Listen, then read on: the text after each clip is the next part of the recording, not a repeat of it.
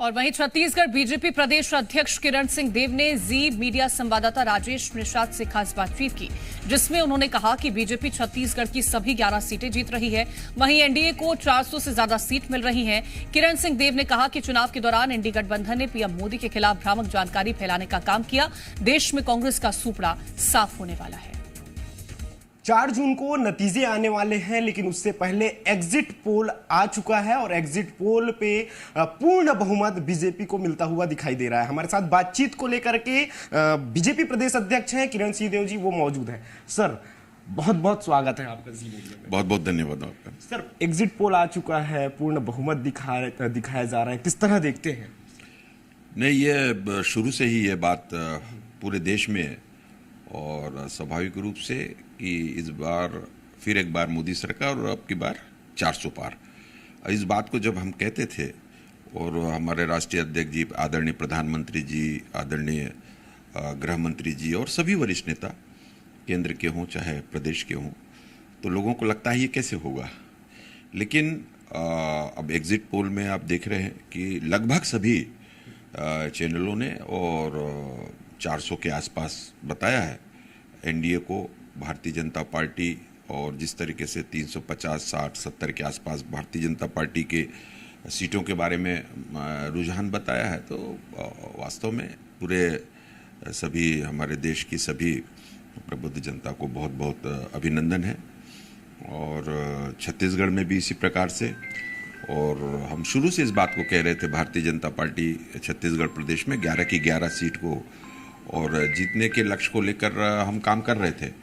और इस दिशा में हमारे सभी वरिष्ठ नेता, हमारे सभी यहाँ तक कि हमारे मुख्यमंत्री जी, आदरणीय मुख्यमंत्री विष्णुदेव साय जी, सभी मंत्रिमंडल के सदस्यगण, हमारे प्रभारी आदरणीय नितिन नवीन जी हों, चाहे क्षेत्रीय संगठन महामंत्री अजय जामवाल जी हों, महामंत्री संगठन पवन साय जी सहित प्रदेश के सभी वरिष्ठ नेता, हमारे सांसद, पूर्व सांसद, हमारे सभी भारतीय जनता पार्टी के विधायकगण, सभी पदाधिकारीगण, बूथ कमेटी तक के लोगों ने बहुत मेहनत की है। और इसलिए हम सबके इस बात को मैं हमेशा कहा है कि हमें इस बार पूरा विश्वास है कि छत्तीसगढ़ में भी 11 की 11 लोकसभा सीट भारतीय जनता पार्टी जीतेगी। ये इंडी गठबंधन वाले कह रहे हैं, खड़गे जी कह रहे हैं कि 295 हमारा आ रहा है, 4 जून को पता चल जाए। नहीं, ये वास्तव में उनको भी सब मालूम, वे भी सब जानते हैं, सभी प्रकार की सूचना समाचार उनको भी प्राप्त होती है। लेकिन कहते हैं कि कुछ ना कुछ तो कहना है, क्योंकि इस 7 चरणों में जिस तरीके से और इन लोगों ने भ्रामक प्रचार किया, मैं इसको भ्रामक प्रचार कहूँगा, और आदरणीय प्रधानमंत्री जी के ऊपर, जो इस देश के नहीं विश्व के सर्वाधिक लोकप्रिय नेता है, मैं हमेशा कहता हूँ। और जिस तरीके से देश ने विकास और 10 वर्षों में पारदर्शी सरकार को देखा है देशवासियों ने, तो उसकी घबराहट है। तो अब कहना तो है, परिणाम आने तक देखेंगे, परिणाम आने तक देखेंगे। मैं तो ये कह रहा हूँ कि परिणाम के दिन 4 दिन को मुझे लगता है कि इससे भी अच्छे नतीजे आएंगे। छत्तीसगढ़ पे कहा जा रहा है 10 सीटें जो है वो बीजेपी को मिलता हुआ दिखाई दे रहा है। एक सीट कौन सा ऐसा लग रहा है जहां फंस सकता है? मुझे तो कोई भी एक सीट ऐसे फंसते हुए नहीं दिख रही है। 11 की 11 सीटों से बहुत अच्छे समाचार मिले हैं और इस बार 11 की 11 लोकसभा सीट पर भारतीय जनता पार्टी को विजयश्री प्राप्त होगी। ये शुरू से सवाल खड़े हो रहे थे, इलेक्शन के दौरान से ही कांग्रेस की ओर से सवाल खड़े किए जा रहे थे ईवीएम को लेकर। क्या लगता है 4 जून में जब नतीजे आएंगे तो एक बार फिर से ईवीएम चर्चा का विषय बनेगा? नहीं, ये हमेशा से हो रहा है।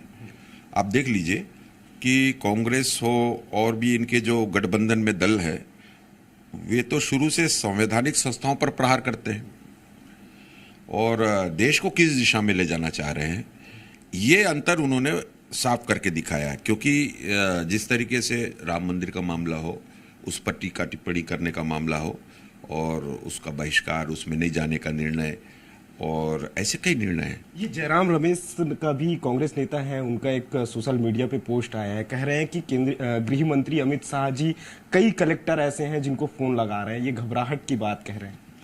नहीं नहीं, ये उनके काम करने की पद्धति रही होगी और ये भी खीज है, झुंझलाहट है और जब इतनी बुरी हार, भाजपा की इतनी बड़ी जीत अब जब ये दिखाई देने लगी और कांग्रेस की इतनी बुरी हार है, तो हमेशा की तरह किसी न किसी पर ठीकरा फोड़ना है इनको।